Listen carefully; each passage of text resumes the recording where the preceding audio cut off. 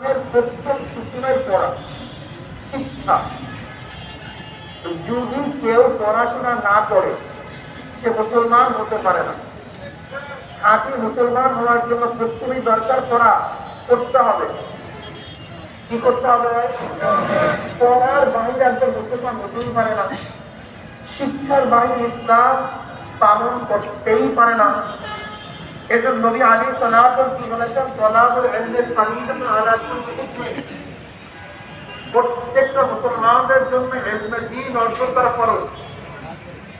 প্রত্যেকটা নর নারীর জন্য ইসলামী দ্বীনি ইলম অর্জন করা কি ভাই?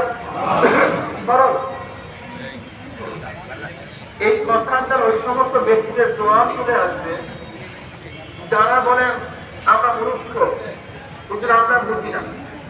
কোন মুসলমান মূর্খ থাকতে পারে না।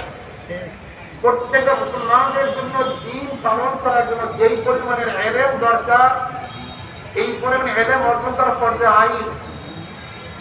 যেরকম ওযু ফরজ, ওযুর মাসআলা জানাও ফরজ, রোজা ফরজ, রোজার মাসআলা জানাও কি ভাই?